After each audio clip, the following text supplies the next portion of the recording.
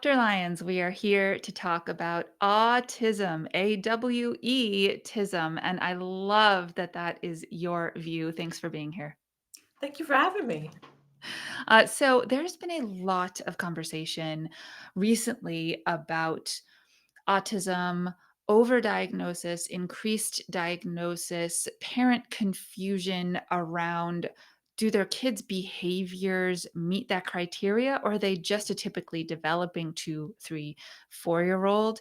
And then the big one, right? We came out of the pandemic and we have social and emotional behaviors that are not matching developmental charts. And everyone is saying, what is this? So there is a lot to cover here.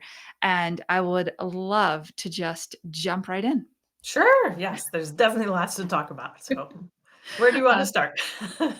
so let's actually start with this post COVID experience. I Okay. know we're about we're 5 years and change past the precipitation moment, that big precipice moment, and, those kids are now 5, 6 years old. But what about our 4-year-olds? What about our 3-year-olds? What is it that we're noticing these days in those kiddos that are pro-social skills that they have yet to master that are looking like red flags for autism?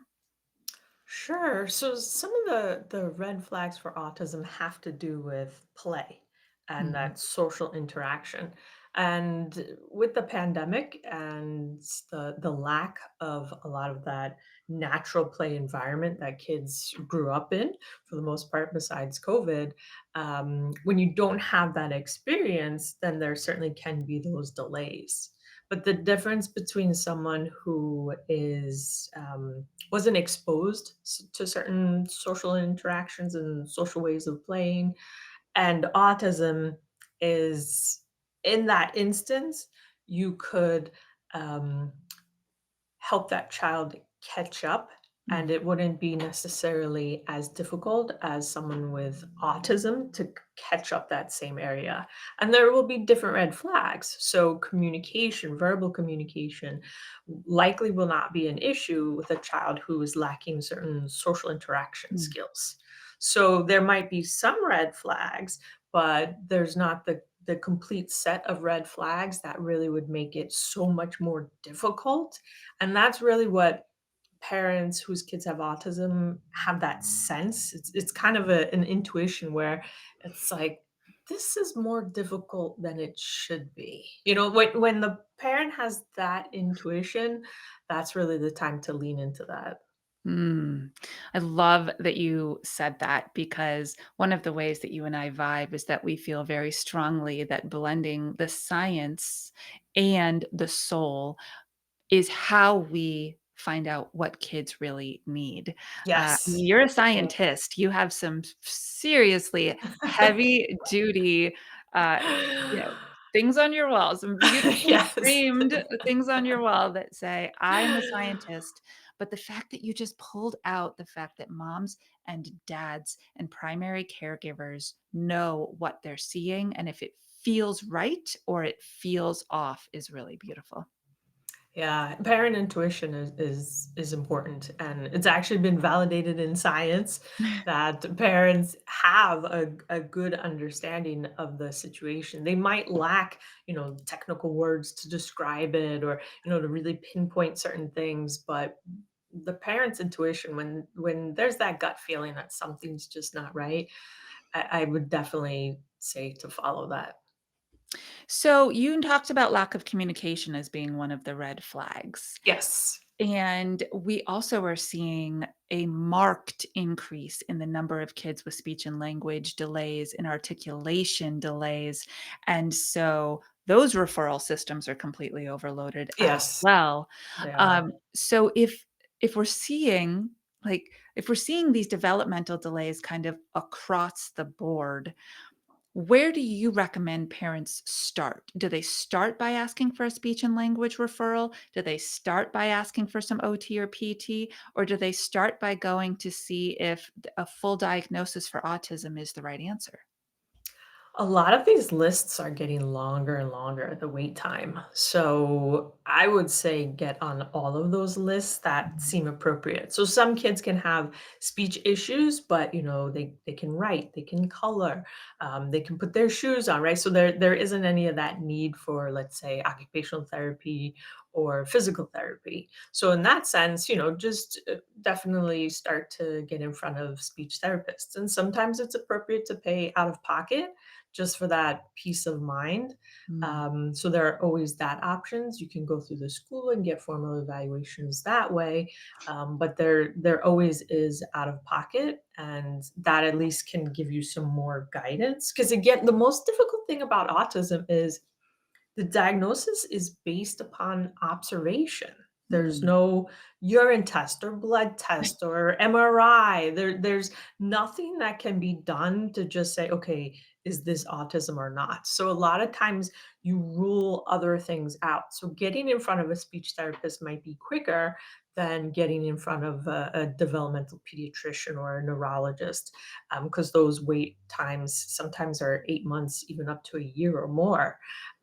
So if you can get in front of different experts that have this insight, they can help you really spotlight, okay, what are the issues? And then how can we start making progress before even getting a diagnosis?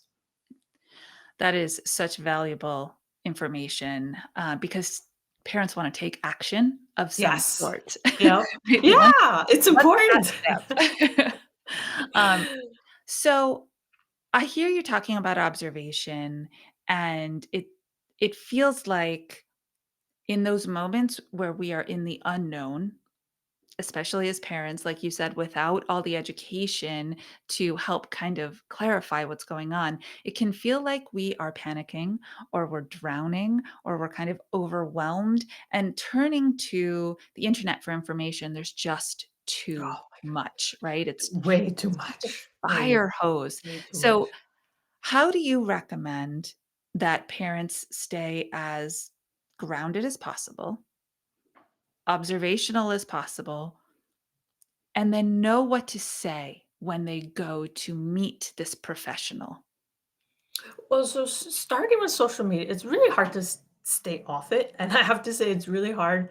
Some of these algorithms are so good that I don't know. It feels like it almost reads your mind, and it starts showing you videos on stuff where it's like, wait, I didn't search on that yet, right? So I get that social media plants that seed.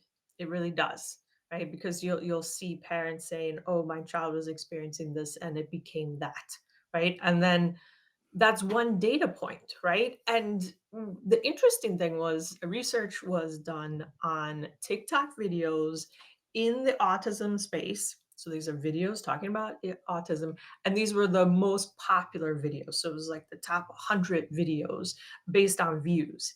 And the scientists looked at the content and said, okay, is this accurate? And they found that 70% of these highly viewed autism based videos on TikTok were either wrong or overgeneralized. So it's really important for parents to you can't stay off TikTok and Instagram and see these things. You've got to have that understanding there. Okay, this is just the start of something. It's almost like, Mhm. a neighbor down the block who you kind of like, sometimes they're, a little too chatty, they talk too much. Think of it as if someone like that told you something. So that's like the equal weight of TikTok, right? So it's Okay. like, all right. So then you might, if a neighbor says something like that, you might be like, all right, I'm gonna call up, my mom. I'm gonna call my dad. I'm gonna call up my friend who's really smart and she's logical. Like that's the next step to go. So you can't avoid TikTok. You can't avoid that little chatter and that voice and somehow seeing videos, but use it as a way to guide you in that direction. But start you talking to people that you trust and who really base things in logic. And you could say, well, what are you seeing with my child? Do you Mm. see this, right? So you can start building your own observations, but with people that you trust. And that's really how you can't avoid TikTok, and you can't Mm-mm. avoid social media and the what ifs, and those algorithms are way too good. And then it's just, okay, let me use that to point me in the right direction, because like science will tell you, you cannot trust those videos, right? And your child's health and future is too important to base upon just one TikTok video. So you want to use it to guide you and to start using more logic based, science based. So, okay, you heard one video, then start looking to see, okay, are there other MDs, PhDs, DOs? Who else is talking about this topic that you are considering? And build from there. Mm. Wow, that is so good because it's practical real world Yeah. advice, Yes. which we Yeah. really need these days, and it's based in curiosity.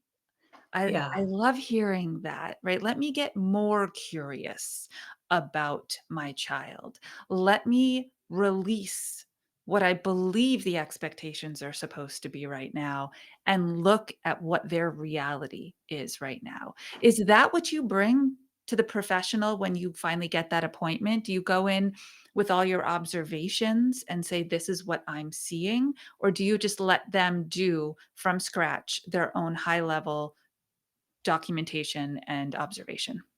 So I usually recommend for parents to organize their thoughts, and if they can, to just send maybe 2 or 3 bullet points to the professional, whether it's a speech therapist, maybe it's a new doctor, whomever you're going to meet with.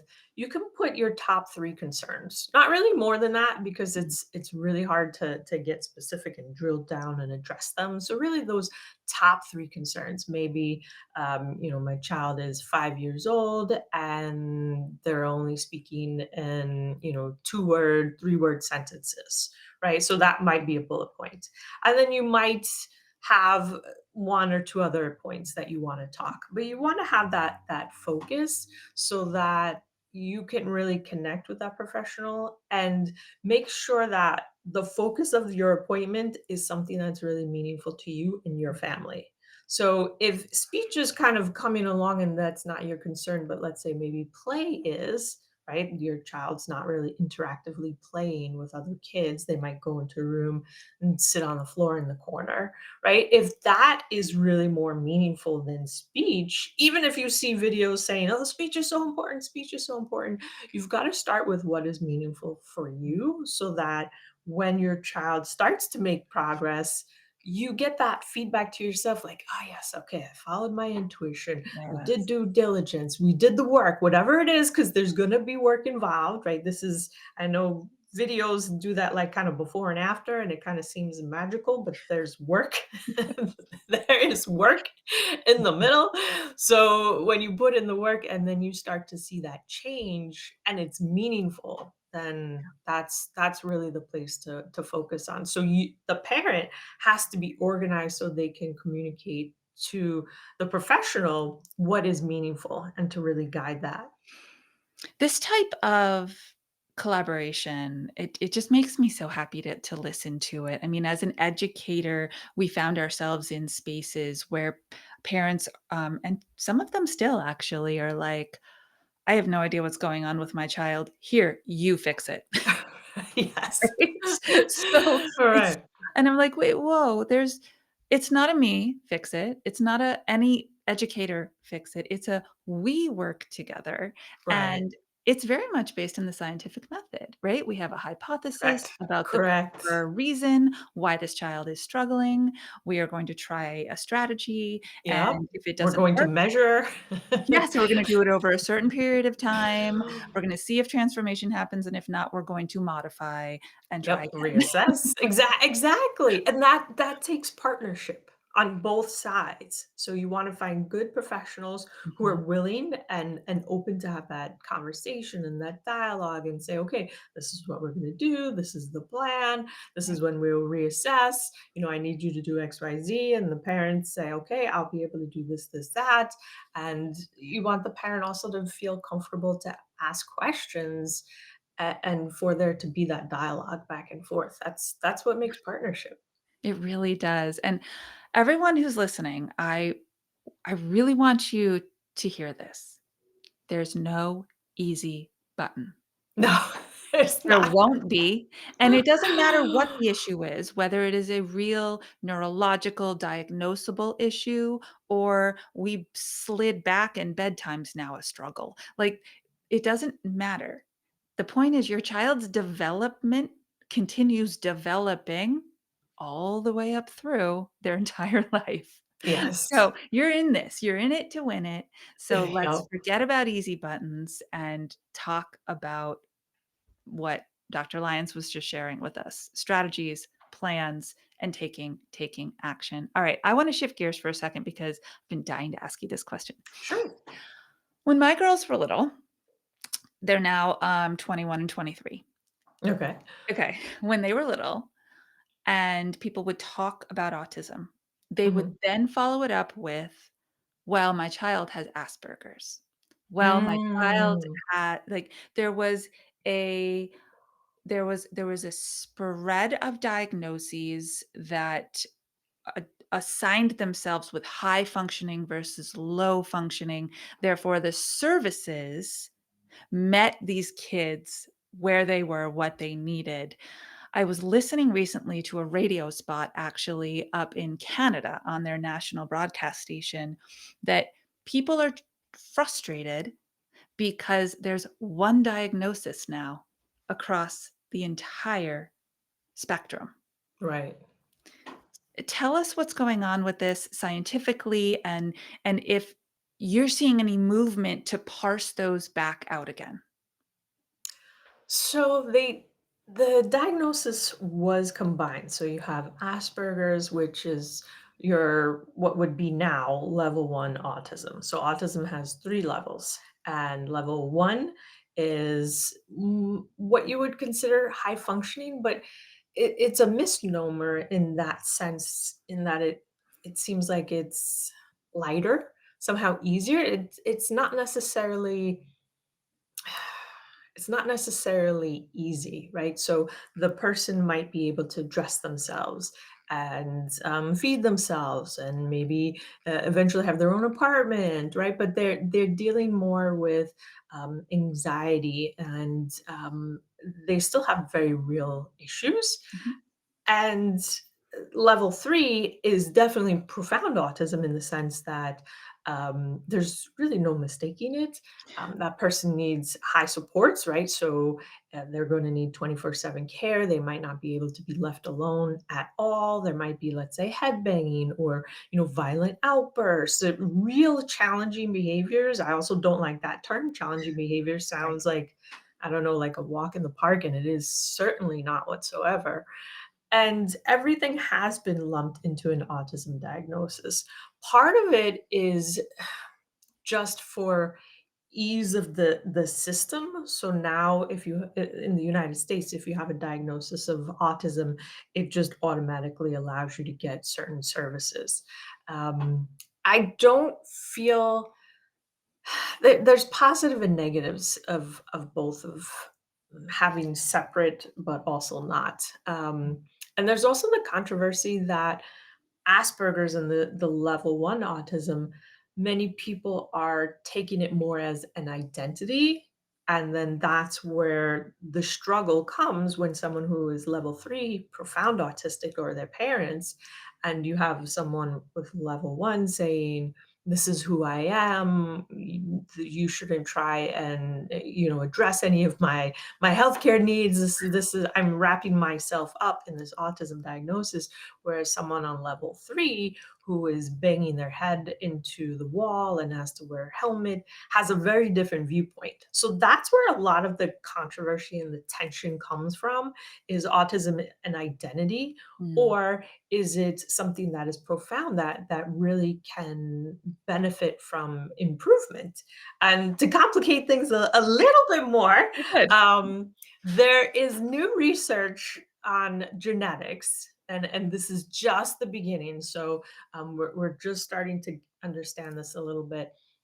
There's genetic information that is coming out with people who are diagnosed with autism later in life that is really showing that a late diagnosis autism is different than an autism that is made early on. So this whole autism diagnosis has many different aspects to it, and that's why it looks different in so many people. And that's also what makes it challenging Mm. as to how do we really understand it and then help that person live their best life, right? So kids are having struggles with sleep, anxiety, constipation, diarrhea, so many things, right? And all of these can be addressed with medical professionals, but sometimes people just say, "Oh, that's just autism." Like Mm. autism is just all these problems, and it's not.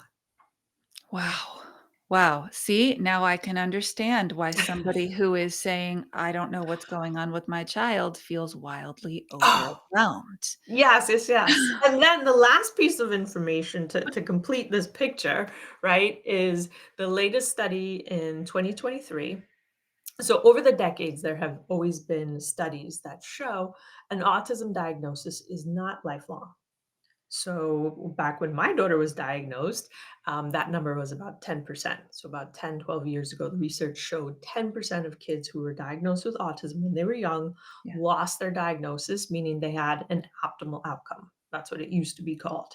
Now, in 2023, research up in Massachusetts showed 37% of kids lost their autism diagnosis within a few years of when they were diagnosed, being a young child. Mhm. And um, it's not considered a lifelong diagnosis anymore, right? That's the new term in the scientific literature is non-pervasive autism. Wow. So there is a lot of scientific information that is just coming out, and many doctors aren't even aware a lot of this because it takes so much time for scientific discovery to Mm. become mainstream practice medicine.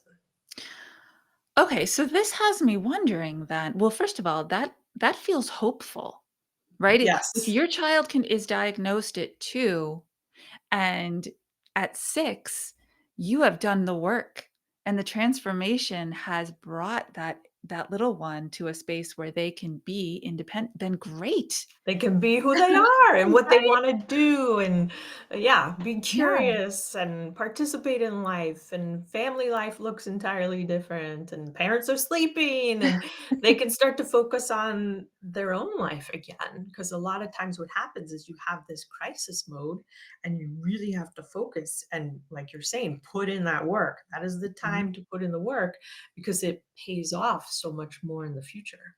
Well, that is amazing. It really is, and, because there's so many diagnoses that parents can get when their kids are younger that stay with them for a Mhm. lifetime. So, what is the point then of a diagnosis? As an educator, I'm asked this all the time, right? Like, is it even worth getting that word stamped on my child's IEP? Like, what's the point of it all?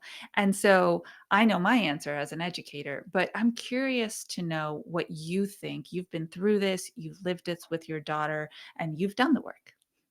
So I think it's important from a parent perspective in education to have that diagnosis. Some parents say, "Listen, there's nothing that's gonna change in how hard I'm gonna work at this, whether I have an autism diagnosis or not."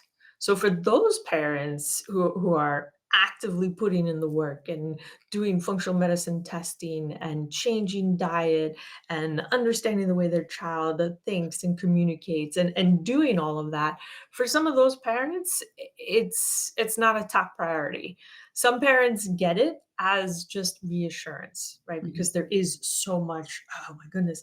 During the process of an autism diagnosis, if you're working with a really good healthcare team, they're going to eliminate so many other things, right? So they're going to be like, okay, we know it's not a hearing problem. There are specialized hearing tests to do, right? We know it's not seizures, right? So the child might do an EEG for 20 minutes or even overnight. You might do an MRI. Like there's standard care in conventional medicine to do to make sure nothing has been missed. So, getting that autism diagnosis might mean you're able to eliminate all these other things. So then you don't have any question as to, okay, is this a genetic disorder, right? Chromosomal microarray is a gold standard of really understanding any beginning involvement of genetics with autism, right? So much can get complex, and so much can be covered with conventional medicine, and so much then also needs to be covered out of pocket. So having the diagnosis can bring a lot of clarity for parents. It certainly can bring a lot of grief. It might take some time to, oh, I really need to wrap my mind around this, and this is not the parenting journey that I wanted, right? Like, I can say that is what hit me for a while. We certainly spent time eliminating anything else, and when we finally did get the diagnosis, I certainly I was emotional that day Mhm. beyond, even though it wasn't a surprise, right? And then there was a lot of anger, and I hated the word autism, right? So that's how the company I have is Navigating Autism. It's spelled AWE. I couldn't even say the word autism for a while just because Mm. I knew how hard that meant everything just got. So, it was there Yeah, are those emotions, and it's okay as a parent to feel those. And it's certainly important, but you just don't want to get stuck in them. right, right. Then what's happening at that point is there's 2 different human beings that are having their own process. Mhm. But as a functioning adult with a frontal lobe that can do the work, you are gonna move through your process and be to that self-actualized place a little bit faster, and then be able to refocus on your Right. kiddo. When our kiddo was young, we have 2 girls, and, our youngest was diagnosed with audio processing disorder, and I was disgusted at the medical field for calling it that. Mm. Like, how dare you put a disorder label on my child?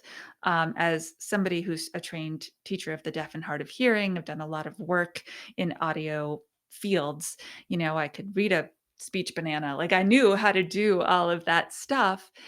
And I said, this is just who she is, but I Mhm. had to allow it to get rubber stamped because that's how we got the services we needed for Yeah. her to move through over the years and take ownership of the strategies that helped her understand better.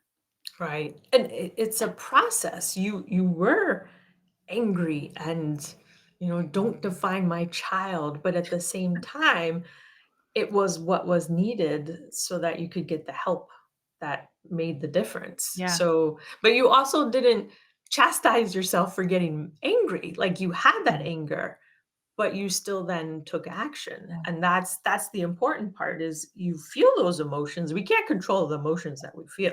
I mean, every negative emotion you could imagine is what I went through with the autism diagnosis, right? So every single one, and none of them are wrong. So I Mhm. certainly don't want parents to judge themselves like, oh, I've been angry and I just feel that emotion, just embrace it, whatever it is. Give yourself that time and say, all right, I'm just going to be mad for a week. Right. I'm going to just really get it out. Right. We have this strategy with kids, right? Sometimes when kids are Mhm. having tantrums, you say, get it out of your system. I get it. You can't do this.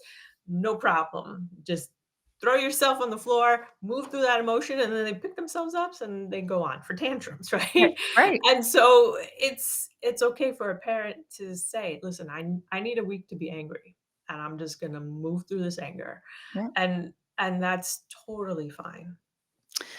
And the other thing is, and you talked about this a little while ago, I made a very clear decision once I moved through my emotions that in no way, shape, or form was I going to attach an identity Mhm. around this for Caroline. Through our strategies, through our work with the audiologist, through all of it. Like, I always worked really through my language, the way I spoke to her about it. Yep. I was very clear, this is not who you are. This is how your brain works, Mhm. right? And so raising kids not steeped in the identity of their medical diagnoses, but feeling like they want to overcome is hard work. It is. It's even harder than, like, the exercises they send you home with, okay?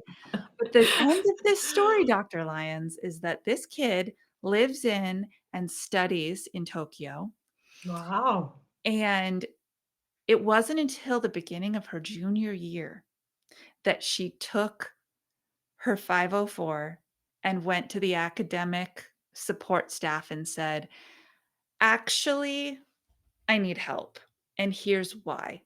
She wanted to Mm, see if she could do that college thing on her own right. after accessing the help for all of high school, and I was so blown away by that.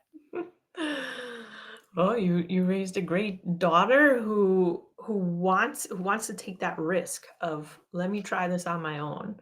But then it sounds like maybe she was realizing, "You know what? I need some help, Yeah, and there's nothing wrong with asking for help." And that's what's important for parents to understand it, and you wanna raise a child who has that expectation of, "I wanna try it. I can do it," right? yes, And there's nothing wrong with asking for help or needing assistance, and it's about building a team. So that's really the important part. Autism, it's about teaching our kids that growth mindset, especially if they have autism, because they're gonna need that because 'cause they're gonna have extra challenges. absolutely. Yeah, that balance between I I I always thought of it as a teeter-totter. Like, where are we right now? Are we on the downside? Are we on the upside? And you will experience that too. Yeah. You just will. Like, you don't hang out on the nice, even balanced for too No, long very often. that's not that it's not life. I mean, Mm-mm.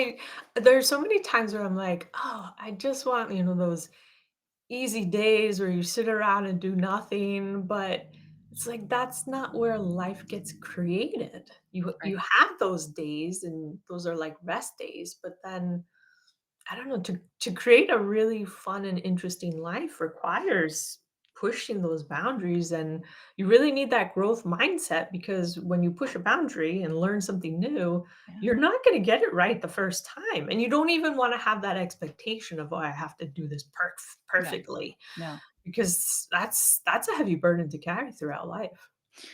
I think what you just said is one of my biggest takeaways of this entire episode.